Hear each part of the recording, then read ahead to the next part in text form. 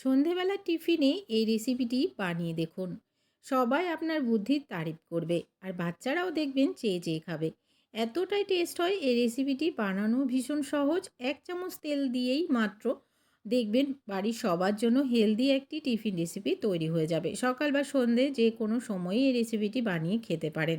একদমই ইউনিক একটি রেসিপি। নমস্কার বন্ধুরা, নন্দিনী সিম্পল কুকের আরও একটি পর্বে আপনাদের সবাইকে জানাচ্ছি স্বাগত। তাহলে দেরি না করে চলুন রেসিপি দেখে নিই। আজকের এই রেসিপি তৈরি করার জন্য প্রথমে এদিকে আমি একটি পাত্রে নিয়ে নিচ্ছি 1 কাপ পরিমাণ সুজি আর দিয়ে দিচ্ছি 1/2 চামচ পরিমাণ লবণ।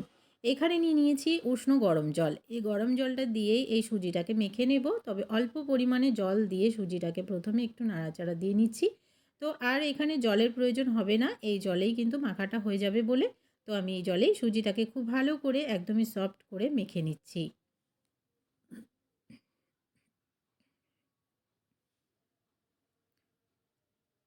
তো দেখুন বন্ধুরা, সুজিটা খুব ভালোভাবে মাখা হয়ে গেছে, কোনো রকম আর জলের প্রয়োজন হয়নি।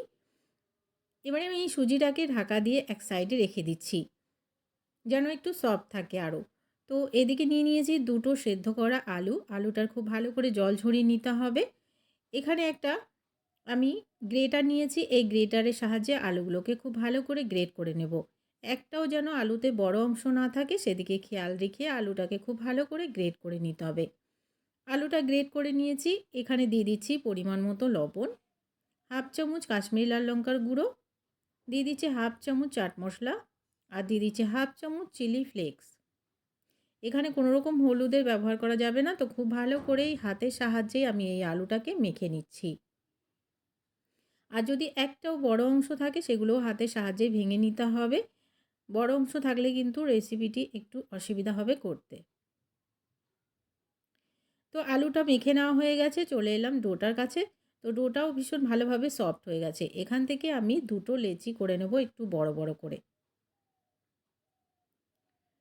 একটা লেচি নিয়ে এদিকে একটা কিচেন বোর্ড নিয়ে নিয়েছি। এখানে নিয়েই হাতের সাহায্যে একটু আরেকটু ভালো করে মেখে নিতে হবে, যেমন আমরা আটা রুটি তৈরি করার জন্য মাখি ঠিক সেইভাবে।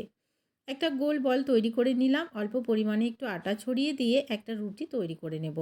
এই রুটিটা কিন্তু একটু পাতলা করে তৈরি করে নিতে হবে আর একটু বেশ বড় করে তৈরি করে নিতে হবে। তো একটা বড় সাইজের রুটি তৈরি করে নিয়েছি একদম পাতলা করে। আর এখানে আমি কিছুটা পুর দিয়ে দিচ্ছি আর এই অল্প পরিমাণে পুর দিতে হবে, দিয়ে চারিদিকে একটু ছড়িয়ে নিচ্ছি।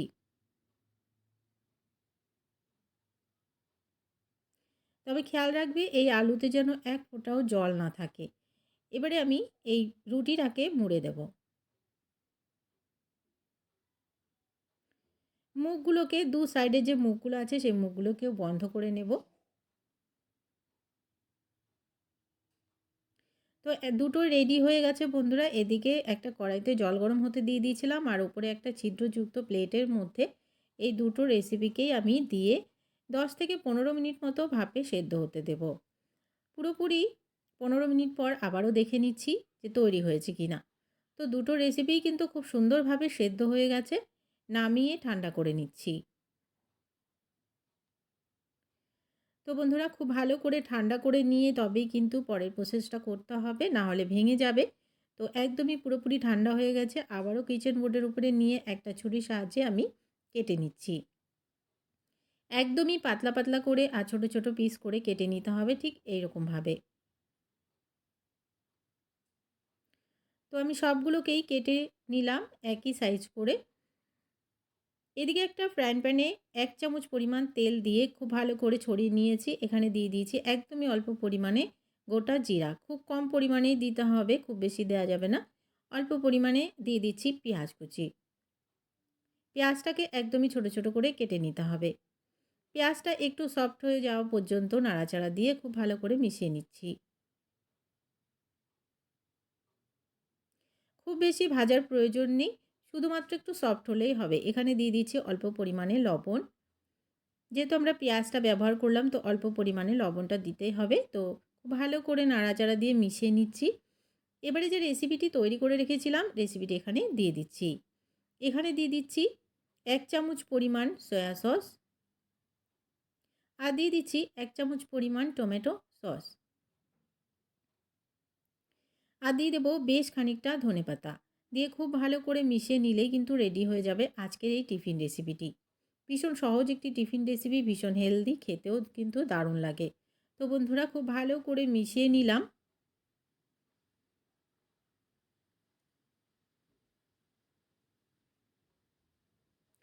খুব ভালোভাবে মিশিয়ে নিয়ে নামিয়ে নিলেই কিন্তু রেডি। তো দেখে নিলে বন্ধুরা কতটা সহজে একটি টিফিন রেসিপি তৈরি হয়ে গেল। রেসিপি ভালো লাগলে একটা লাইক শেয়ার করে দেওয়ার অনুরোধ রইল। নতুন বন্ধু চ্যানেলে নতুন এসে থাকলে চ্যানেলটিকে সাবস্ক্রাইব করে পাশে থাকার অনুরোধ রইল। আজকের রেসিপিটি তাহলে এখানেই শেষ করছি। দেখা হচ্ছে পরবর্তী রেসিপিতে। ততক্ষণ পর্যন্ত সবাই ভালো থাকবে, সুস্থ থাকবে। আজকের রেসিপিটি কেমন লাগলো অবশ্যই কমেন্টস বক্সে জানাতে ভুলবে না। আজকের মতো তাহলে টাটা।